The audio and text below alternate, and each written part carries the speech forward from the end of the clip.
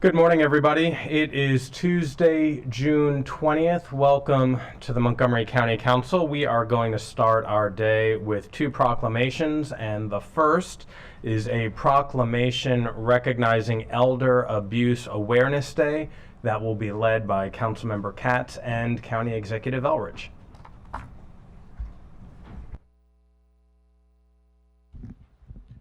I was going to say, if everyone else can please join us as well, and I notice they are. Good morning, all, and good morning to you. Good morning.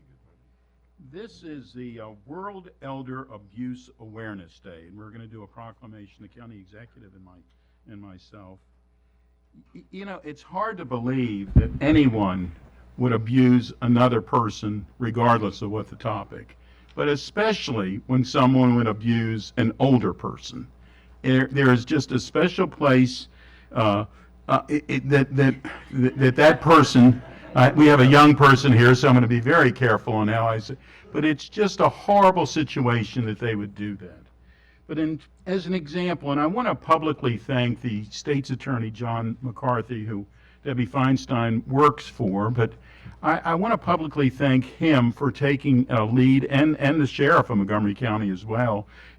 It was Darren Popkin, it is now Max Wee, for taking the lead on correcting this. But as an example, in 2021, just a couple of years ago, in Montgomery County, an attorney and a CPA conned an elderly woman out of almost $2 million. The woman thought she could trust the attorney, certainly something reasonable, to set up her estate, but the prosecutor said he took the money for himself. The woman was a 91-year-old church secretary. She was trusting and no family close by to watch out for her and suffered from dementia, a perfect victim of elder abuse. According to the U.S. Census Bureau, as of 2019, Montgomery County had approximately 169,044 people over the age of 65, of which County Executive Elrich is also, and I might add, so am I. That is about, but I know you could realize he was. But that is about 16% of the residents in our county, and the number is growing. The state's attorney's office, which has done an outstanding job fighting elder abuse, defines crimes against older adults as any criminal act involving a victim who is 65 years of age or older. Recognizing World Elder Abuse Awareness Day is important to raise awareness of the cultural, social, economic, and demographic processes affecting elder abuse and neglect. We should not be embarrassed or ashamed to report elder abuse. It is not your fault. If you suspect any type of abuse, you should contact 911 or the local police. You can also call Montgomery County Adult Protective Services at 240-777-3000. It is important for us to protect our growing number of older adults from elder abuse in all forms. Let us make sure our older residents live their life in comfort, peace, and dignity. They worked hard to protect us, and now we need to work hard to protect them. Thank you. I'm going to turn it over to the county executive. Am I older than you? Yes, you are. Yeah. Like by months? Yeah, a couple of days. Couple of days, okay. Older is older. That's all. So, so this is a really important holiday, and it's not a holiday; it's an important event. And the having these forums, you just had one at Holiday Park. We've been doing this every year, and this year's was virtual. And I just want to thank John McCarthy also, because he's been really good at doing these events and promoting elder awareness, abuse awareness in the community. And these forums got attended by a lot of people. I think they said 300 people between in-person and virtual this time, and that's good. And that's what makes the proclamation important. If you just did proclamations, it wouldn't mean very much. If we do a proclamation and we actually have programs and people like the people behind us who work on this, that's what makes our work meaningful here. And that's why, that's why we make a point of honoring this holiday, this day, I keep thinking about it's a holiday, but it's a day of being aware of and providing awareness of elder abuse. I want to say I've known a number of elderly people who've been abused. I have friends whose parents have experienced particularly financial fraud. And one thing that everybody can do is if you know an older person and they tell you about some spectacular deal they got, this actually happens. They will sign up for something. They think they're getting cruises. They think they're getting, all kinds of valuable things. And they don't realize that they've been conned. And so if somebody tells you that they've gotten an extraordinarily great deal on something, this is something that you should probe. It's something you should do, because if this is your friend, they don't always realize what's happened to them. We may have a better understanding of what may have happened to them. And I think this is a role where everybody in the community can play a part in helping raising awareness and helping people who may have been victims find support. And the county is very willing and able to provide support. So this is a personal thing. I know a lot of people who know seniors who've experienced particularly financial abuse. COVID probably made it even worse for physical abuse because of the isolation that people experienced. And we know that this affected people all across the spectrum. And if it affected everybody, that means it affected our senior population as well. Being isolated and not being able to see friends or have outlets was not always a good thing for people. We think about our children and the impacts that we know that on our children, but it also probably had impacts on our senior population. Speaking of children, hi there. So I'm happy to be here, and I think we're going to turn it over to. We're going to ask people behind Yes. to tell us who they are, and then we're going to call on a few other people to speak, please. Hi, Kelly Davis, the Program Manager for our Crimes Against Seniors and Vulnerable Adults Unit with the State's Attorney's Office. Good morning, Odile Brunetto with the Department of Health and Human Services, Chief of Aging and Disability Services. Good morning. My name is Mario Warzasin, Administrator for Adult Protective Services with the Department of Health and Human Services. I'm Lieutenant Dave Cohen with the County Police Special Victims Investigations Division. Hi, Debbie Feinstein, Chief of the Special Victims Division for the State's Attorney's Office and Co-Chief of the Crimes Against Seniors and Vulnerable Adults Unit. Would you like to say hello? Would you like to say hello? Say hello. Okay, thank you. All right. They taught you should always hold the mic, and I now know why. Thank you very much. We're now going to hear from Debbie Feinstein, followed by Mario, but we're going to ask Debbie to please say a few words. Hi, good morning, everyone. I'm with the State's Attorney's Office, and and Mario, do you want to come forward with me? So the work in the county with respect to elder abuse prevention and vulnerable adult abuse prevention is a true collaboration. The State's Attorney's Office, the Police Department, as you heard, Lieutenant Cohen is here, and Aging and Disability Services, Adult Protective Services that Mario Warzasin and Odile Brunetto are representing today.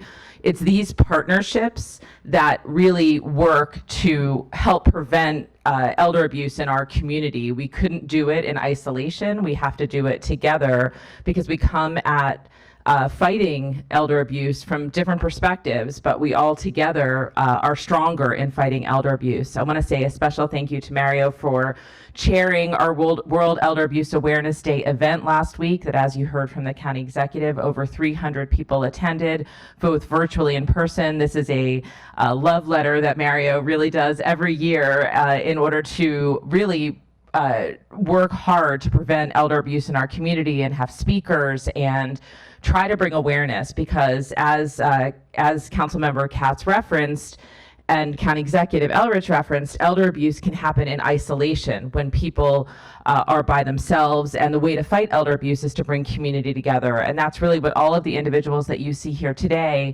are doing. I also want to say congratulations on the retirement to Odile Brunetto, who's retiring after many, many years of service to the county in Health and Human Services and being in charge of Aging and Disability Services and doing an excellent job. So I'm going to pass it to Mario. All right. Thank you, Debbie, and congratulations, Odile. Yeah, as Debbie has said, the collaboration between our departments, law enforcement, state attorney's office, county attorney's office, emergency medical service, fire rescue, and our community partners makes all the difference. Really appreciate the support of our county executive, our county council, and Mr. Katz, of course. And it was a successful event, so both in person, on hybrid. I think if you count the virtual, we're probably closer to 500, but we'll do a final check this week. Anyway, thank you. And I also want to thank the County Council and County Executive Elrich for giving us this opportunity today. And just one last reminder, if you or a loved one or someone you're concerned about, you think that they're experiencing elder abuse, please contact either 911, non-emergency police, or adult protective services and report the abuse. Err on the side of reporting. If you have concern, err on the side of reporting. If it's not abuse, okay, but if it is, we want to try to, root it out and make it stop. Thank you very much. Could we have a round of applause for Adele, please, for her? And with that, Mr. County Executive, would you like to read this? Would you like to start this off? Sure. No wisecracks. No age before beauty. County Council, Montgomery County, Maryland, proclamation. Whereas on June 15th, 2023, we celebrated the 17th anniversary of World Elder Abuse Awareness Day, which is recognized internationally as a day in which the entire world voices its opposition to any form of abuse of senior residents. And whereas statistics show that approximately 1 in 10 Americans aged 60 and older have experienced some form of abuse that includes intentional physical, emotional, and financial abuse. And whereas Montgomery County, with a population of nearly 175,000 older adults, has leaders who understand that educating these residents, their families, and caregivers about abuse is critical to its prevention. And whereas by 2040, the Montgomery County adult population age 60 and older is projected to increase by 35%.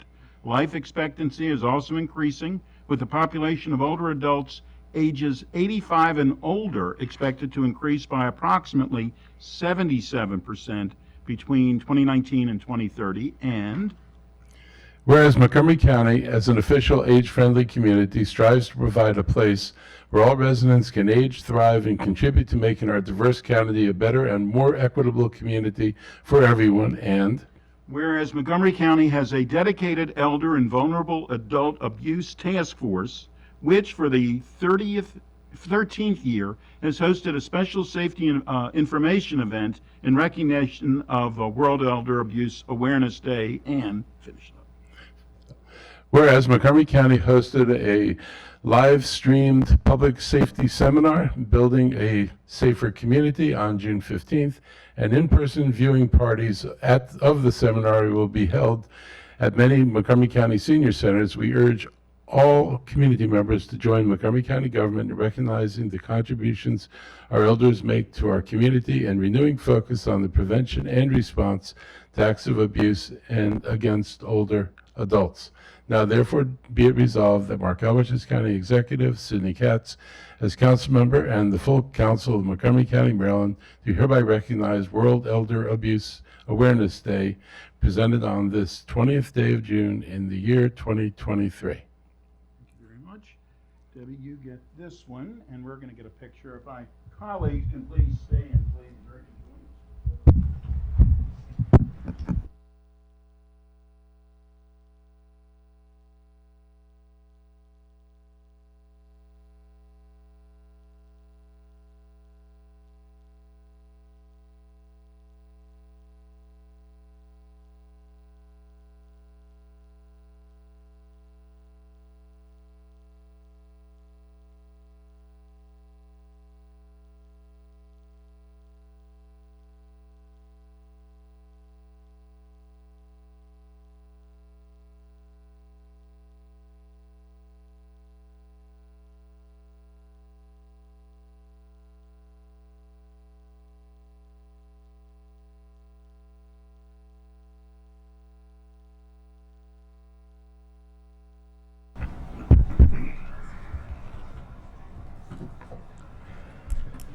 Thank you very much, Councilmember Katz and County Executive Elrich, and one more word of appreciation for Ms. Brunetto on her retirement after many years of county service. So thank you very much, Odile.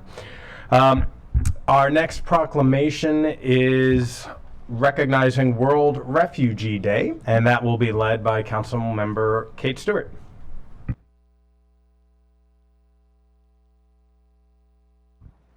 Great. Thank you, everyone. If folks want to come down, I know we have people here from CASA, Identity, and Fatmata. You want to come down? I'm going to do this with my colleague, Councilmember Jawando. Great. Well, thank you all for coming out today. Global displacement is at an all-time high right now due to violence, climate change, oppression, and many more acts that have forced millions of people from their homes.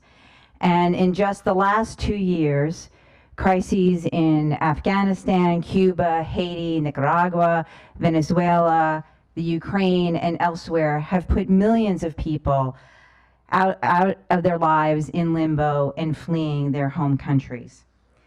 World Refugee Day is an international day designated by the United Nations to honor refugees around the globe. It falls each year on June 20th, today, and celebrates the strength and courage of people who have been forced to flee their homes. In 2023 World Refugee Day, the theme is Hope Away from Home, a world where refugees are always included. And so today is a day that we build empathy and understanding for the plight of refugees in our communities, and we also recognize the work of those who are here in our community to welcome refugees and help them resettle here. And with that, I will turn over to my colleague, Councilmember Jawando. Thank you, Councilmember Stewart, and it's great to join you for this proclamation and to have some of our community members who are helping out with this effort. I'm glad you mentioned the theme. I wanted to read the quote from the UN Secretary General, Antonio Guterres, who says, "Refugees represent the very best of the human spirit.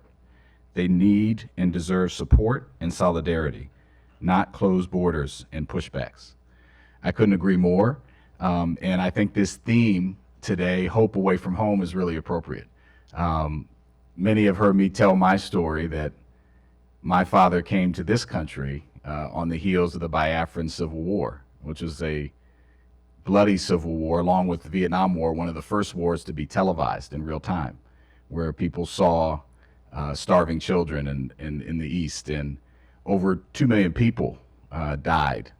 Over 1 million were displaced internally into other countries in Africa, and that was the context in which my father sought to come to this country and found a home in Langley Park, and eventually, but by way of Kansas. And you know, I often think about, when I read that quote, it made me think about how many things had to go right for him to make it here, and for so many other people's families to make it here, and how many things could have gone wrong, who could have been denied, why the policies we have matter, why we have to have compassion and empathy for those who are seeking help and fleeing violence or religious persecution or sexual orientation. Go down the list of reasons people are displaced and become refugees.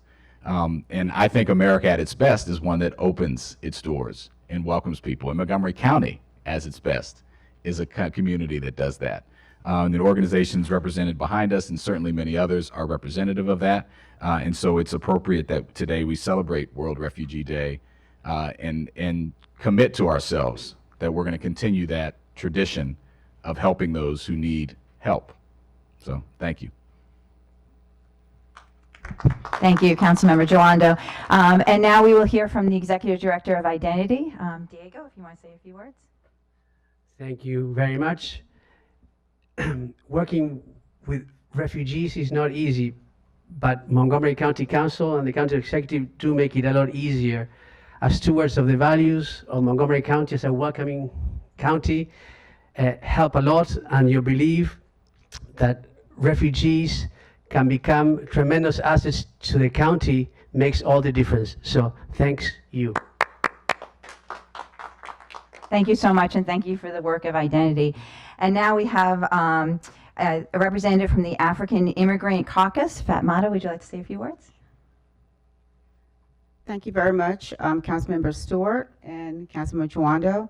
So I'm here to represent the African Immigrant Caucus. It's an organization that was started back in 2015, and the organization was basically created to provide and give power, political and civic power to the African immigrant community here in the region. So I'm also an immigration attorney who has worked with the refugee population for many years. I'm an African immigrant who came here at the age of 11. So I understand the struggles that this community has faced and continues to face. Wonderfully, Montgomery County is one of the rare places where people can come and feel safe. And we're very appreciative of that fact. I'm also part of a coalition called ALEF, which was started by the African Communities Together organization, which is working very hard to address the refugee issues at the border and address refugee issues of people coming into the United States. These efforts are being done by organizations that on a continuous basis are working very hard, depending on themselves and funds from themselves. And they need support.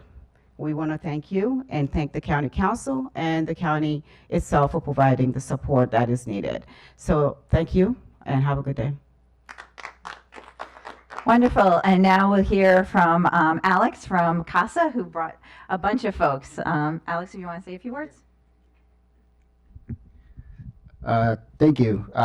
First, we want to thank the County Council for their recent proclamation honoring our organization's work with the refugee community. Receiving this proclamation highlights the importance of fostering an environment where we can continue to impact the lives of refugees positively.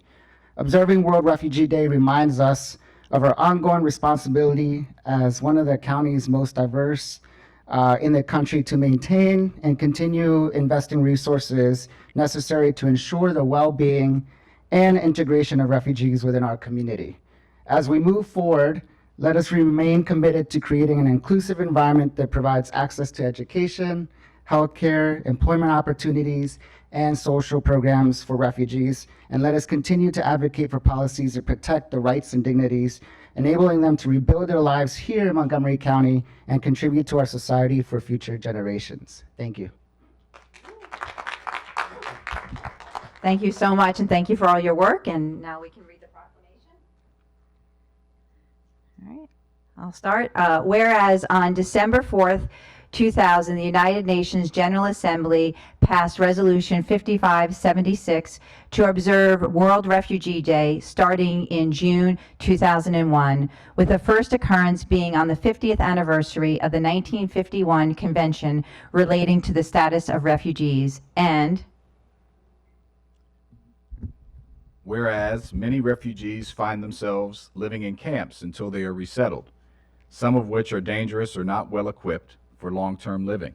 Refugees don't always have a say in which country they are ultimately relocated, and it can take years for them to find a new home. And whereas World Refugee Day honors the strength and courage of refugees and encourages public awareness and support of the refugees who have had to flee their homeland because of conflict, violence, persecution, or natural disaster.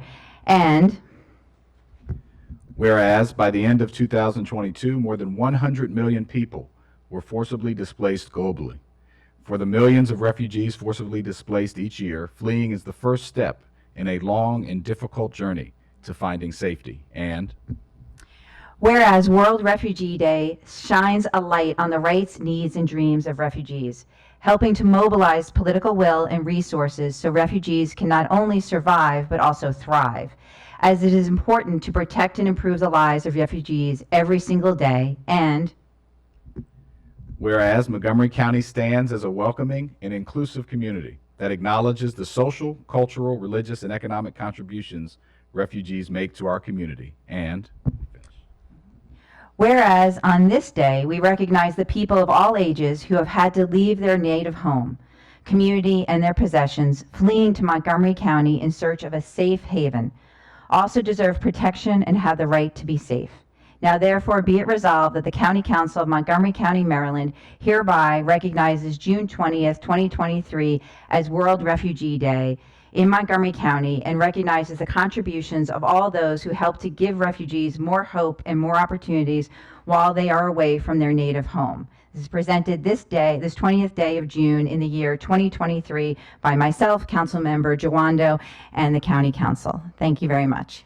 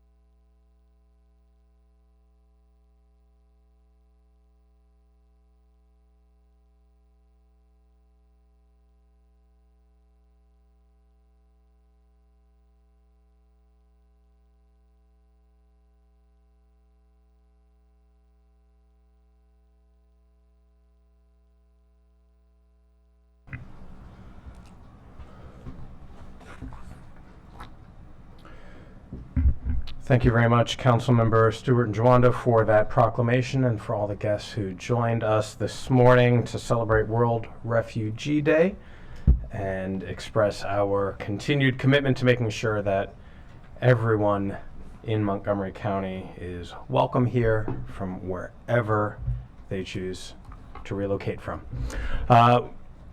We will begin this morning with general business. Madam Clerk, do we have any announcements? Good morning, Council President, Council Vice President, Council members. One update to today's agenda: the minutes of April 11th, May 16th, May 18th, and May 25th are up for approval by the Council this morning. These minutes were transmitted to Council members on May 26th. That's all. Thank you. Thank you, Madam Clerk. So the minutes of April 11th, May 16th, May 18th, and May 25th are ready for approval. Are there any objections or changes? Seeing none, those minutes are approved. And now we will move into Legislative Day number 20, introductions of bills. The first bill for introduction is Bill 2823, Taxation, Fuel, Energy Tax, Green Bank. The lead sponsor are the members of the Transportation and Environment Committee. Public hearing is scheduled for July 11th at 1:30 p.m. and a Transportation and Environment Committee work session is tentatively scheduled for July 17th. I will say this: when the T&E committee was taking up the legislation that enabled and expanded the Green Bank's ability to include resiliency work, recognizing there was a lot of national and state support for local organizations to do resiliency work, we wanted to make sure that the funding that the Green Bank was already getting, and in particular the 10% increase in funds from the fuel energy tax that was approved last year, that those funds were to be used for the original intent, not the expanded purpose. And this bill just simply codifies that while there's a lot of work to do, we've already provided considerable investments and want to make sure those investments are made. Ms. Oconee, is there anything I missed? I have nothing to add. You covered everything. Thank you. And good morning, Council President, and to the whole council. There we go. Thank you. Any other comments? Council Vice President Friedson. Thank you, Mr. President. First of all, I just want to thank you and the T&E committee for your work on this. I'm a huge believer in resiliency, but it should be additive, not competitive. And we worked really hard. I co-led the effort along with Councilmember Hucker to dedicate funding, which has dramatically increased the ability of the Green Bank to be able to do important work to green retrofit buildings. We're already seeing the fruit of that labor. The governor has shown up at one of the largest solar projects as just one example. There are many other examples that are happening throughout the county that money is being put to good work to actually address our carbon footprint and tackle our climate goals. But we need to do the resiliency work too to address some of the damage that's already been done that we're not going to be able to undo. I think it's absolutely appropriate for the Green Bank's role to expand, but to make sure that we are providing additional funding for those expanded responsibilities. And so I'd like to be added as a co-sponsor and would like to offer my appreciation for all of your great work. Thank you, Vice President Friedson. Okay, so that bill has been introduced. Thank you very much. Next is Expedited Bill 2923, Administration, Non-Merit Positions, Department of Environmental Protection, Department of Transportation, with accompanying resolutions to adopt Executive Regulation 523 and Executive Regulation 623. The lead sponsor is the Council President at the request of the County Executive. A public hearing is scheduled for July 11th at 1:30 p.m. and a Government Operations Committee work session is scheduled for July 20th. Ms. Oconee? Thank you, Council President. Yes, this expedited bill from the County Executive seeks to create 2 non-merit positions in the executive branch. These positions are that of Deputy Director, Environmental Protection, and General Manager of Transit Services in the Department of Transportation, in accordance with Section 1A-104B2 of the County Code. Now, to do this, the Council must concurrently decide whether to enact, not just to enact this bill, but must concurrently also decide whether to adopt the accompanying resolutions approving Method 1 regulations that were published to create the job descriptions to reclassify these positions. And I should mention that those resolutions are on the agenda for introduction under the consent agenda, item 3C and D, just highlighting that because that's coming later.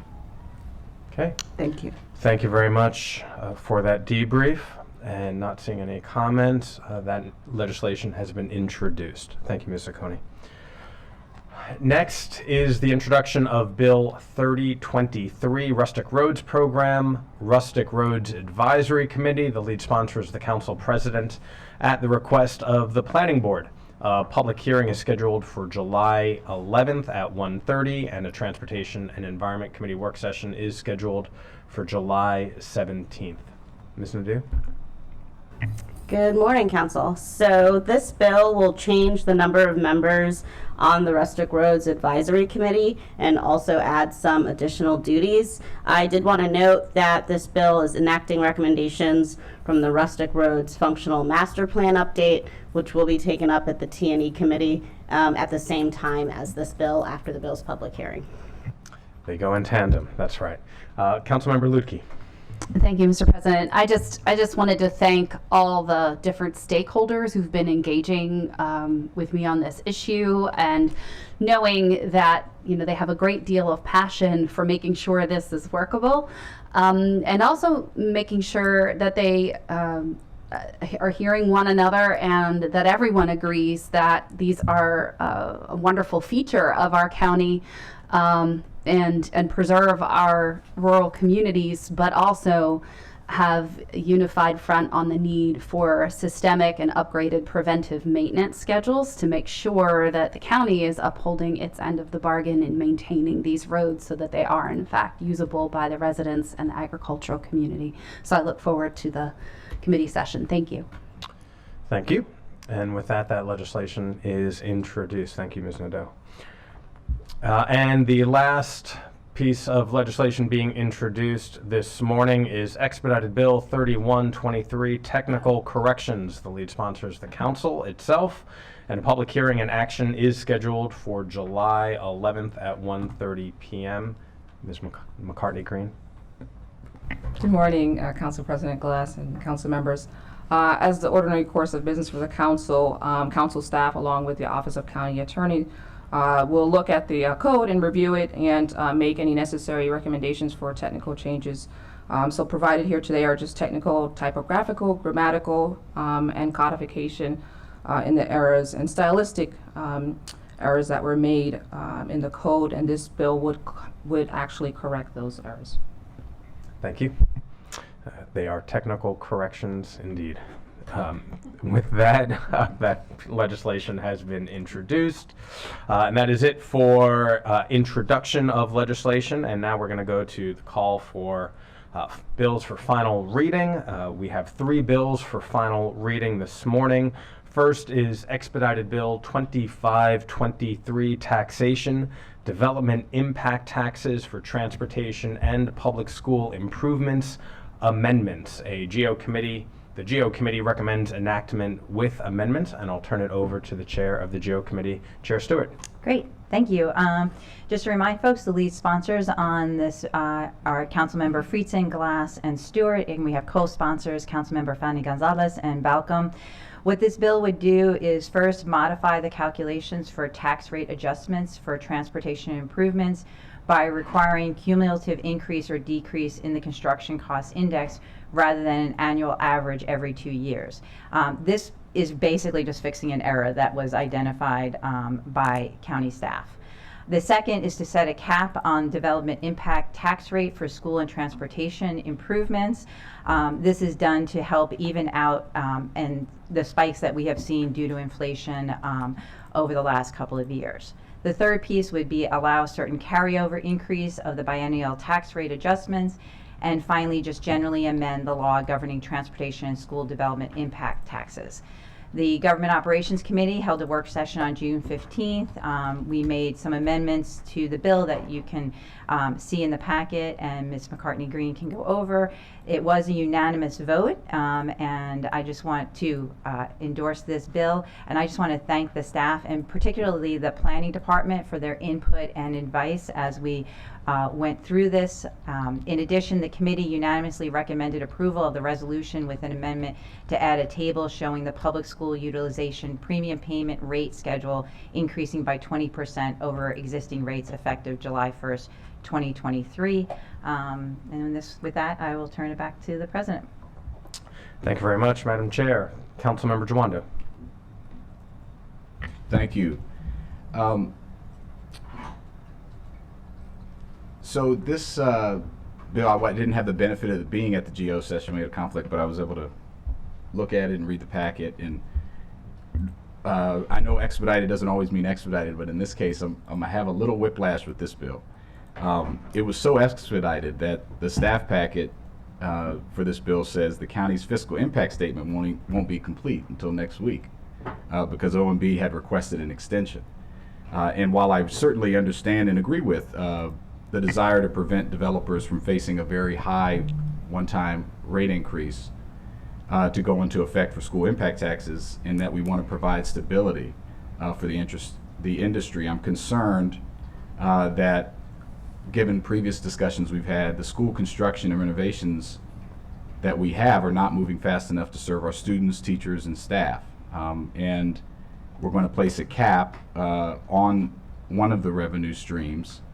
I have some concerns with it. And I also have concerns with the lack of full, robust discussion on this issue. We all receive thousands of emails about property taxes in the context of the budget. And obviously in this issue, we're not receiving that volume because it's more arcane and people aren't dealing with it in their personal pocketbook. But it's very important. And we all know how important these taxes, as all taxes are, to our county. And so a couple things I just wanted to note. Some of the feedback we have, the Racial Equity and Social Justice Statement anticipates that this bill will have a net negative impact on racial equity and social justice in the county through reducing development impact tax revenue, particularly for school capital projects. That's on page 40 of the PDF. The MCC PTA chair, who was here during the public hearing, asked us to, quote, fix the near-term problem with the 25% cap, but fix the long-term problem with a hard look at how we pay for the infrastructure that Montgomery County needs in order to attract businesses, the workers they need, and their families. That's on page 37. And then the costs, the school construction costs that are driving this increase, ironically, are the costs that will remain even with this cap. But the proposal limits the revenue to cover the costs.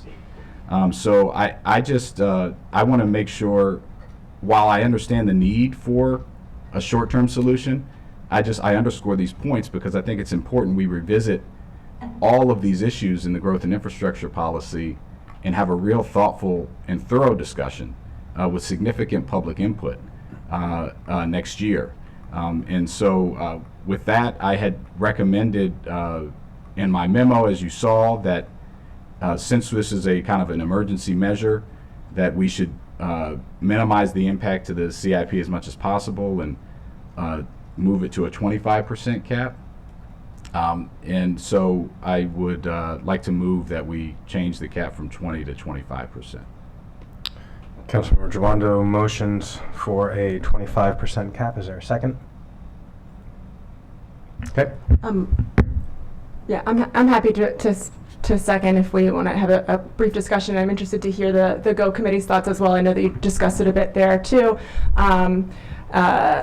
Noting that our CIP is extremely tight, and while $1 million a year is not a tremendous impact in either direction, but as somebody who is certainly extremely concerned about the way our CIP is going to look as we consider inflation costs at the full CIP. I'll take any bit we can get. And also noting, that I hear the concerns about public input, but with the wider cap, I think we can certainly wait for the full robust discussion about the growth policy and related impact on impact taxes down the road. Motion's been made by Councilmember Jawando, seconded by Councilmember Mink to amend the bill for a 25% cap. Next is Councilmember Sales. Council President, before you Yep. deliberate, Ms. just wanted to McCartney-Green. notate that the fiscal impact statement was provided by OMB, and that is now posted online at page A1. And so we did receive that over the weekend and had that posted as soon as possible. Thank you for the clarification. Councilmember Sales. Thank you, Mr. President. I too want to thank the GO committee and the sponsors and co-sponsors for bringing this bill forward, and appreciate the opportunity to engage in further discussion. I too share concerns about the negative racial equity and social justice statement, and just wanted to find out if council staff or anyone from OLO can explain more about why and how it was determined that this bill would diminish the quality of schools for BIPOC students, and curious to learn any more about the specifics of the analysis before we make this decision and what the appropriate number should be.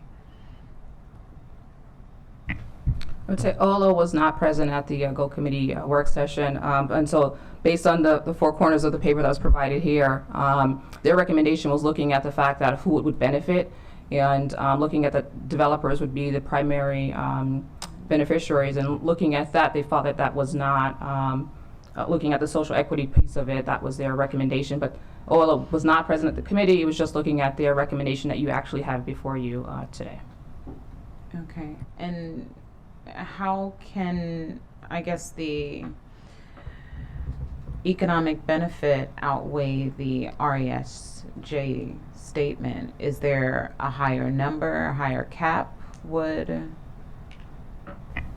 I think that's more of a policy decision of where the council stand of 20 or 25%. From council staff perspective, we did look at scenarios of the 25 to 20, and even there's a scenario of 12 to 14%. And the issue there is whether or not we could recapture in future years the loss, the loss that the council would have. And the recommendation was that whether it's 20 or 25 was more reasonable. Whether or not the committee obviously chose that 20% was a good medium, and to keep the recapture provision in there to show the intent of the council being able to capture those in the further biennial years. And so that was the strongest recommendation. I would say anything below that really would put the at a more of a deficit than we really want to be in. So let's just leave it there. Just not sure if there's more questions on Yes.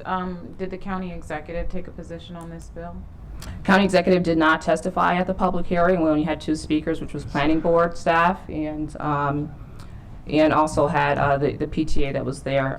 What we do have is just the impact statement from the executive branch, but the county executive did not take a position on this bill. Ms. Beck has just joined us. Sorry for being late. I think the executive in general appreciated the fact that in light of the recordation tax, this was an overall net negative impact.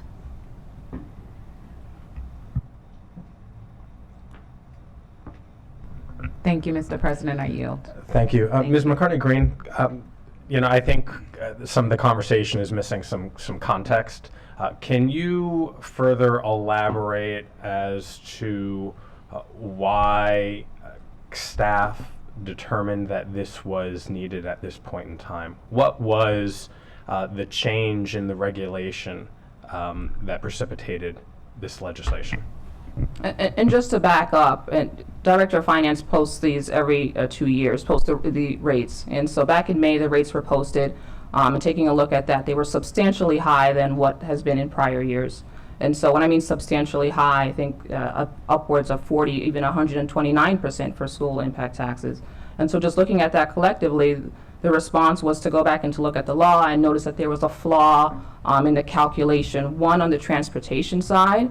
And so looking at that flaw, they decided what should it be? Is it a cumulative average or is it average over 2 years? And so when we looked at that flaw, we realized that it's supposed to be cumulative and not an average over the 2 prior years. And so that was the first recommendation from the GO committee to do that.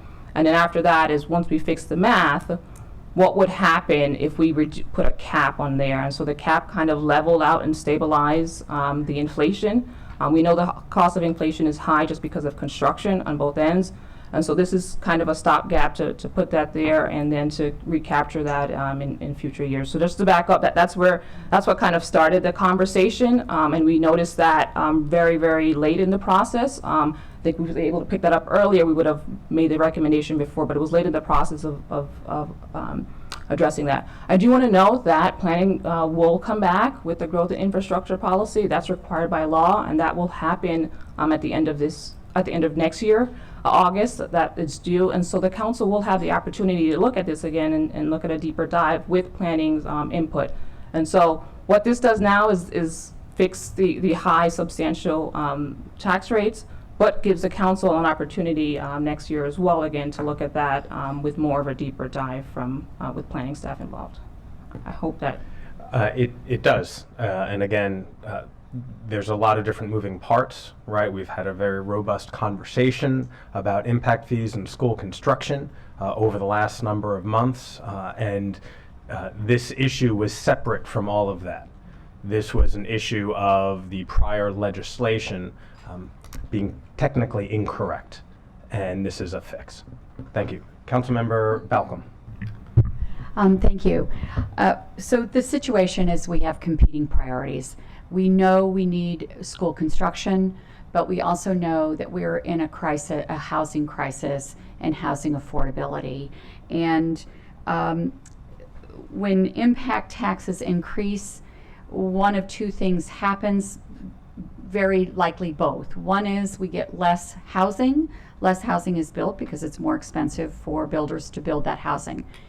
And or that cost gets passed on to the consumer, which increases the cost of housing. So it is a dilemma, and I do agree with Councilmember Jawanda. We need to have a broader look. I'm not sure if it was Councilmember or paraphrasing testimony from the PTSA. However, we do need a broader look at how schools are funded. We need more increased funding for school construction, but we must tackle housing affordability.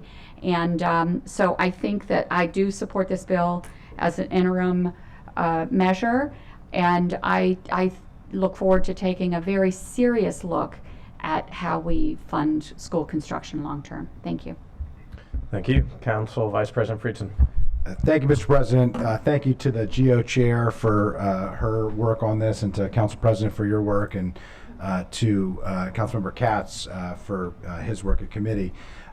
First of all, I just wanted to give a little context here, because I think it's important of how we got to this point.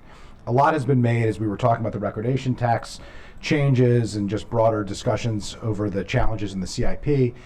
And much was discussed about the prior growth and infrastructure policy and the changes that were made. And at times, I think there were some misunderstandings or mischaracterizations, but generally the idea was that the impact tax as a companion to the growth and infrastructure policy was lowered generally by 120% of a student expected to be generated by a project to 100% of a student expected to be generated by a project. But as part of that, and this was the part that I think was lost, as part of that, a much more direct accounting for what types of units and what types of places generate what types of students was to be utilized. And we didn't know exactly how that was going to turn out, but ultimately what it did was, in particular, certain types of units and certain types of places skyrocketed their impact taxes. So the good news is we are calculating a much more accurate depiction of the actual student generation in an actual unit. That's a good thing. The challenge is it created these shocks to the system, 129% increase in one instance, multi-double digit increases in many other instances. And that's where the recommendation, the suggestion was to come forward with a way to smooth out those shocks to the system. By cap and carry, as planning has called it, which I kind of like, or banking as we had called it, we are keeping the increases and then carrying them over. And there's a question about that, a legitimate policy question about that, of whether or not a separate developer, property owner building a separate unit should have to pay for the carried over cost of another unit that wasn't charged previously. And the view is, and I think this is just the policy decision that folks ought to grapple with, was we're viewing broadly development as a category and saying that we want it to pay its share of the costs. And for that reason, comfortable with a level of saying we're going to smooth out these huge increases, but we're going to keep them for a subsequent year. Planning actually recommended that we not cap and carry for schools, because their view is we recalculate the construction costs every 2 years, and those increases are already smoothed out. We didn't agree with that because we thought if we're capping, we should then recapture those funds. So the cap number is directly related to the carry provision. And so I just think it's important that those be taken along with the context. Similarly, as you heard, and I just wanted to put a fine point on this, the PTSA requested 25%. The MBIA, the building industry, requested 12 to 14%. We landed at 20%. So that is the compromise. This is what we do here. And I think it's a reasonable and appropriate compromise, and I was pleased to support it.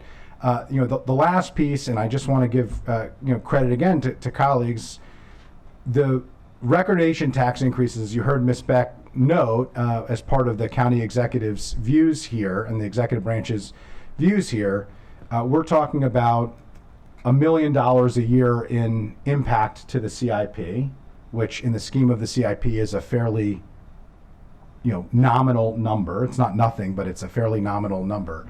The recordation tax changes that were made for schools, regardless if we had gone with the ultimate package that the council proposed or the alternative that was put forward, is orders of magnitude more revenue to schools than that. And either way, at 20% as currently is constructed, has zero impact on decisions that we've already made. That's already baked in to the CIP. So there's no cut here, there's no reduction here.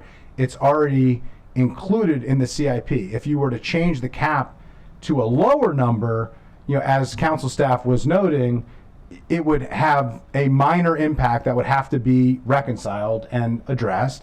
And if you make it a higher number, realistically, all that would mean is you would have a nominal amount of additional funds in the set aside, in essentially the reserve account for the CIP. Again, these are not nothing decisions, but in the scheme of it, I think it's important to talk about the proportionality of what we're discussing here. So just wanted to kind of give a little bit of context here. I will be supporting the bill as I did at committee as it is introduced along with the resolution. I also wanted to note on the resolution, we also included the utilization premium payments, the UP, which was also part of the growth and infrastructure policy as a recommendation from the planning department. I will note that that was something that was put forward as a policy proposal when we eliminated the moratorium countywide, just to give context to everybody on the council. If you're above the utilization rate where you would have been prevented from building the housing that we want and need in Montgomery County, you now have to pay a premium payment. That's going to be included in the resolution for clarity purposes. And the last thing that I'll say, as the only member of the council previously and currently who serves on both committees of jurisdiction for the growth and infrastructure policy, the now the PHP committee and the GO committee, we will be taking up issues related to this topic regardless of what we do here. And so we will have an opportunity to address it as we do every several years. And we will have that opportunity as noted in about a year's time. Next July, the planning department will submit something to the council, and then in the fall, as required by law, we will take that up, and we will likely get some type of companion recommendation by the planning board that we will have to grapple with at that time. And with that, I'll yield back to you, Mr. President. Thank you. Councilmember Stewart. Thank you. At this point, I'm not sure how much more I have to add because I think my colleagues reviewed everything, but I do want to just underscore that if we move forward with this, it does not change the funding mechanism, the funding for the schools right now. For all the people listening at home, I want to be very, very clear. We worked really hard on that recordation tax to close the gap, and that's what we did. And regardless of what we do today on this, we are funding those school projects and moving forward with them. So full stop on that. I just wanted to make sure there was clarity there. In addition, I thought this was a very compelling item to move forward with because of the rates of inflation, as Ms. McCartney Green pointed out. And again, just thank you very much to the planning department staff because of the huge spikes we saw. And we've been having conversations as a body looking at not just for developers and people who are looking to build housing in our communities, but for renters and other folks, what these huge spikes do and the uncertainty it causes in our community. And so for me, being able to smooth out and even the increases so that, I think as Councilmember Balcom said wonderfully, is to give some certainty in here, because we need people to continue to building houses, just as when we talk about needing to make sure people can stay in their homes and not be displaced. And so I will be moving forward in support like I was before. Thank you.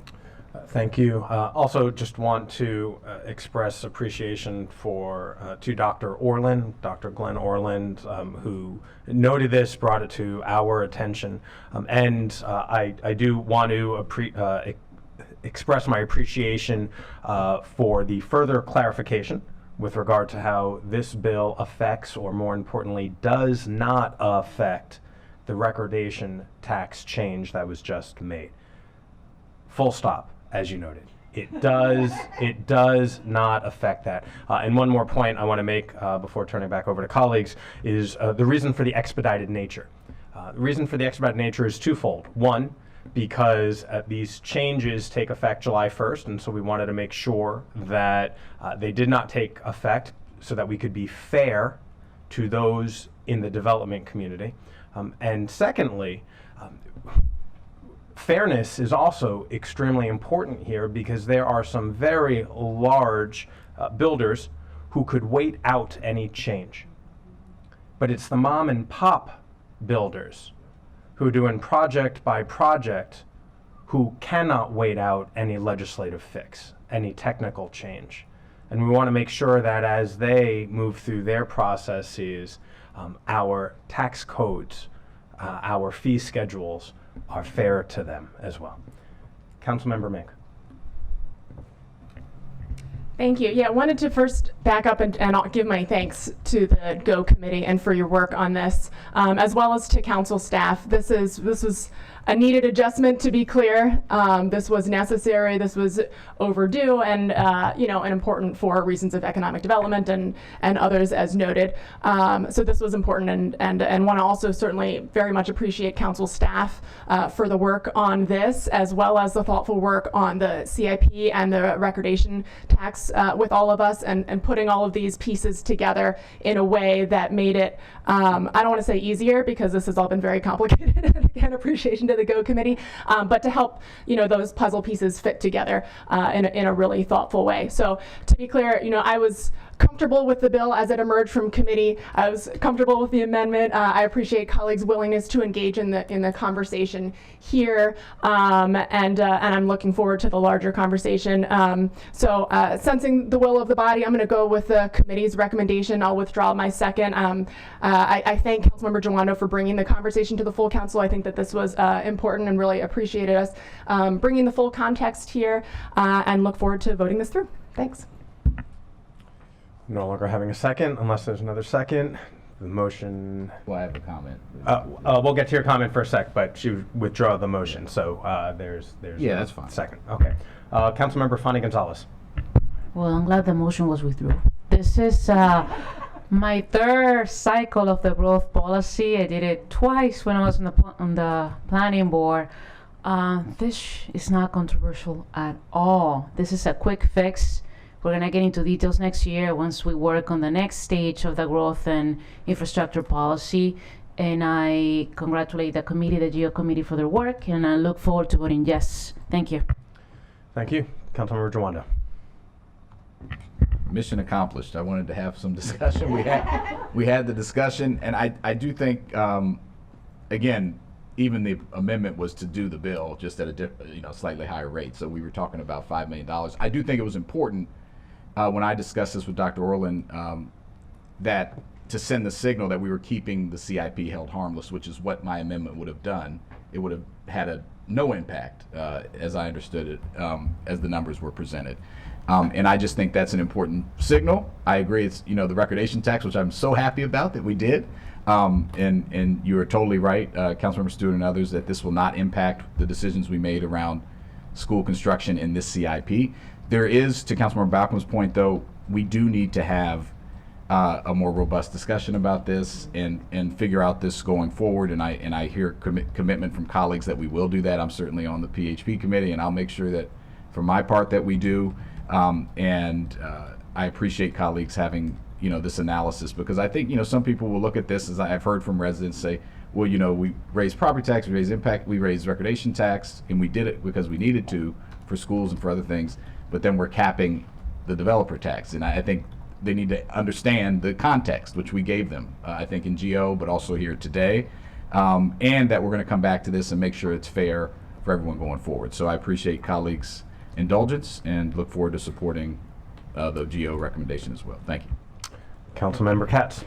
Thank you very much, Mr. President. So much has already been said. I certainly don't have to repeat it, but I did want to say that I'm going to obviously support the the committee recommendation as well, even though this has been withdrawn.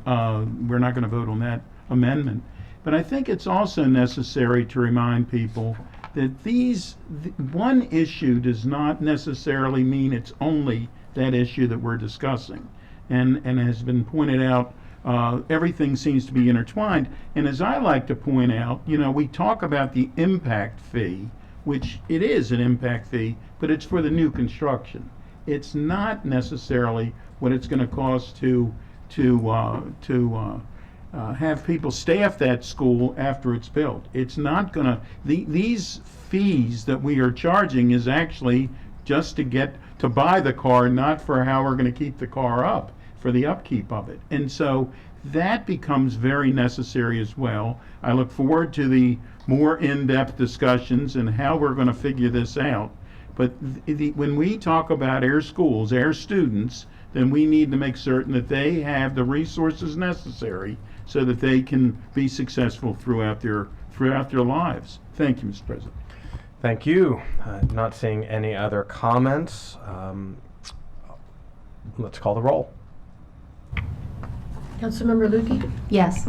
Councilmember Lukey votes yes. Councilmember Mink? Yes. Councilmember Mink votes yes. Councilmember Sales?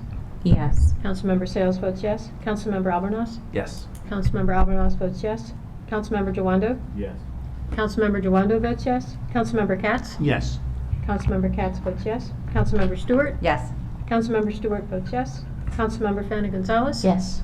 Councilmember Fana Gonzalez votes yes. Councilmember Balcom? Yes.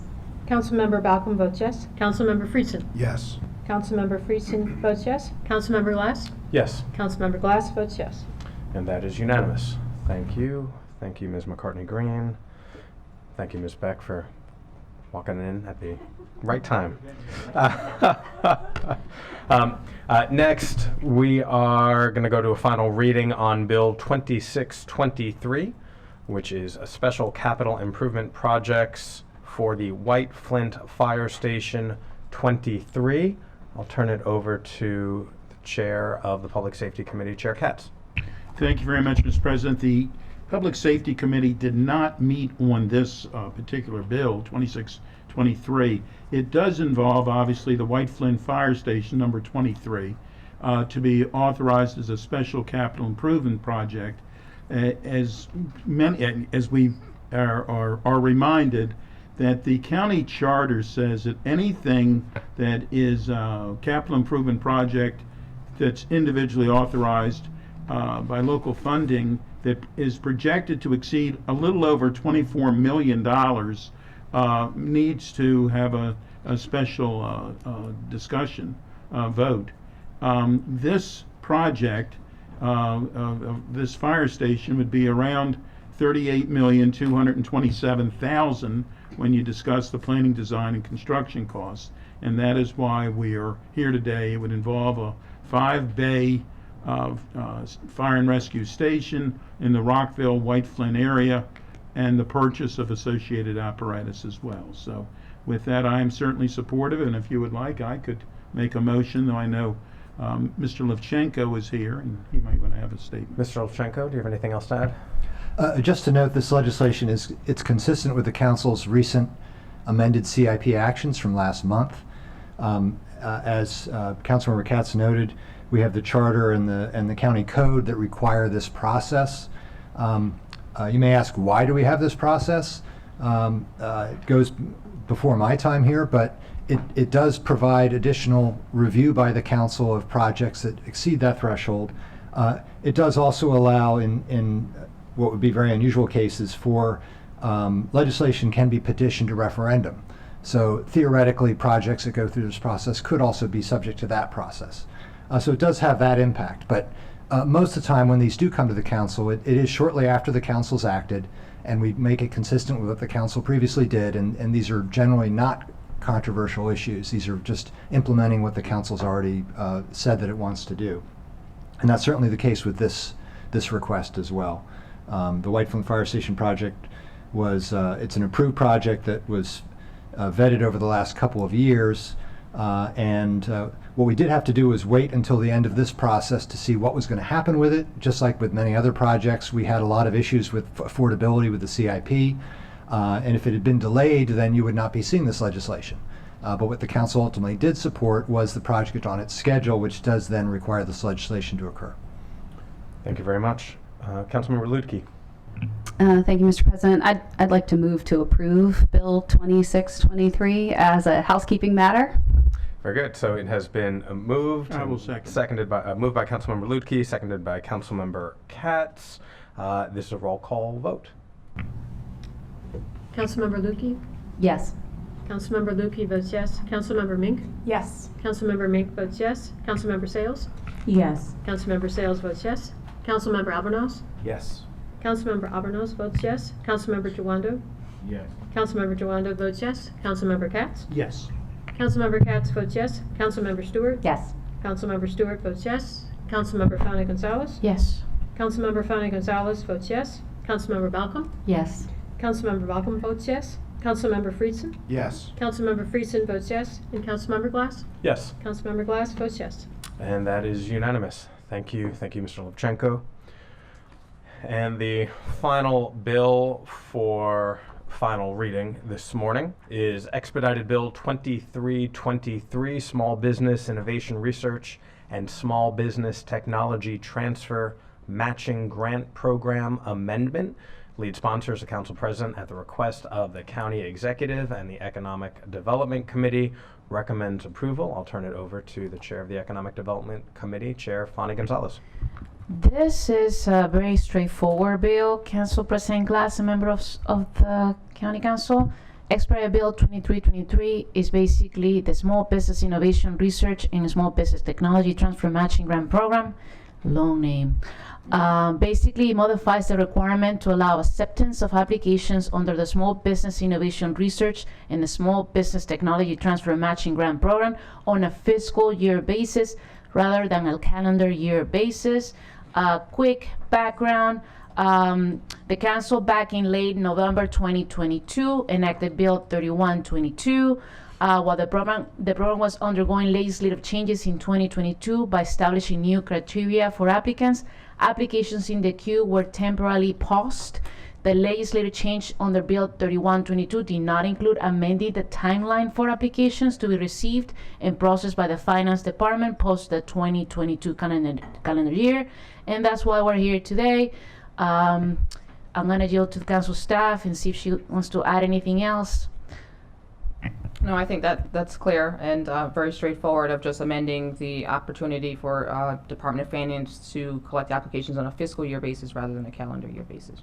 A legislative fix. With that, I'm going to pass it back to the council president. Thank you for that explanation. Vice President Friedson. Thank you, Mr. President. Thank you to the Economic Development Committee Chair and to the Economic Development Committee for your work on this. Just wanted to give a little bit of context. The changes that were made last fall were part of a multi-year effort that the prior Fed committee worked on, Councilmember Jawando and I with Councilmember Reamer, along with the executive branch in a collaborative way that started, you should know, on Zoom. So it was when we were still in virtual meetings, just to timestamp the conversations. And we made significant changes to the SBIR program. Just to give context, we are, as far as I know, the only local jurisdiction in the country that provides this type of match. The fact that we are a biohealth and biotechnology leader globally is not by chance, it's by choice that we make, and we choose to do that and to invest in these companies. And as we were reviewing some of the most successful programs that we have, we recognized that we were not helping enough companies at the earliest possible stage where they had few other options for investment. And so as part of that work, in collaboration with the executive branch, working over the course of many months, going back and forth in multiple sessions, the bill that ultimately was passed last fall by the full council was reflective of those collaborative efforts. And then this bill is coming forward as a way to clean up the timeline to execute the changes that were made last fall. So I just wanted to note that. I think it's important for context, since this carried over the last council and the new council, and did want to acknowledge Jake Weissman and Gene Smith in the executive branch in particular Ms. Feldman, I see is here as well, and the Department of Finance for their work on this. It was a very positive collaborative effort, and I hope will continue to be a way for us to double down on our global leadership in biohealth innovation and technology efforts. So thanks to the Economic Development Committee, thanks to the executive branch, and I'm very much looking forward to supporting this bill, which is really a carryover of the previous significant substantive efforts that we made in the previous council. Thank you, Mr. President. Thank you. There is an Economic Development Committee recommendation, and so Madam Clerk, can you call the roll? Councilmember Lutke? Yes. Councilmember Lutke votes yes. Councilmember Mink? Yes. Councilmember Mink votes yes. Councilmember Sales? Yes. Councilmember Sales votes yes. Councilmember Albornoz? Yes. Councilmember Albornoz votes yes. Councilmember Jawando? Yes. Councilmember Jawando votes yes. Councilmember Katz? Yes. Councilmember Katz votes yes. Councilmember Stewart? Yes. Councilmember Stewart votes yes. Councilmember Fana Gonzalez? Yes. Councilmember Fana Gonzalez votes yes. Councilmember Balcom? Yes. Councilmember Balcom votes yes. Councilmember Friedson? Yes. Councilmember Friedson votes yes. Councilmember Glass? Yes. Councilmember Glass votes yes. And that is unanimous. Thank you very much to the Economic Development Committee and Ms. McCartney Green and the executive branch. We're now going to move to the consent calendar. Can I have a motion? So moved. Let's hold up till we do the consent calendar. Councilmember Sales moves. Is there a second? Second. Seconded by Councilmember Albornoz. All those in favor of the consent calendar? That's what I was asking. Oh, okay. I didn't find my third phone. Okay. I just had a question about one of the items. Well, so go ahead. We can. Well, so are you going to vote in support of the consent calendar? I was going to ask that one item P. I just had a question, but I will vote in support of it, and I'll still ask my question. There we go. Okay, Yeah. that is unanimous. Councilmember Jawando. Yes, Ms. Nadeau is here. I think she's item P. The CenturyLink, I just wanted to know, ask one question about this on the record. So this is the resolution to approve, which we just approved, a franchise agreement with CenturyLink Communications for a 15-year use of public right-of-way. It was my understanding from my staff who watched this, followed up on this, is that the county executive had left it open-ended if the county will get any compensation from this agreement. And did you have anything to add about that? Do you have any insight into whether that will or will not happen and what the factors are related to that? Sure. So the standard language in our franchise agreements is that the county doesn't seek compensation in the agreement, but that the county reserves the right to charge for any costs that the telecom company can incur. So that includes things like permitting, inspection fees, and those other types of fees, but there isn't an upfront, like, here's $1,000 for the franchise agreement type of payment. That helps. Thank you. Thank you very much. Thank you. Turn it over to the chair of the HHS committee. Thank you, Mr. President. I just want to acknowledge Dr. Bridgers has joined us, and we are about to vote on his appointment as the director. We already did.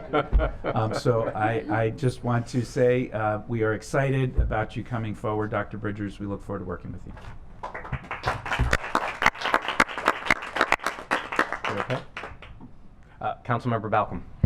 Thank you. I'm glad you did that. I wanted to make that point too. But I also want to call out John Munger, the other director that we're voted on. And I want to underscore that voting on consent calendar doesn't mean it's not important. It means that we all agree and we don't need to discuss it.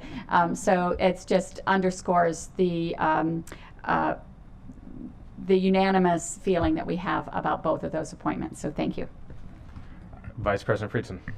Well, I'm going to get in on the action then too, congratulate both of them, but also wanted to acknowledge we also appointed our newest HOC Commissioner, Robin Salomon. Want to offer my congratulations and all of our congratulations to him, and look forward to the two returning and continuing members of the HOC Commission as well. I don't know if there are three more important areas that the county focus on than health and human services, environmental protection, and housing. And so definitely an exciting day for us, and moving forward some talented and committed candidates to help lead the county's efforts moving forward. So thank you. It is called the consent calendar for a reason. Thank you very much. And congratulations, Director Bridgers. And so, colleagues, we are going to be in recess until 1:15 when we have another proclamation, and we will also be having a meeting at noon with the regional service directors on the 4th floor. And with that, we are in recess. Thank you.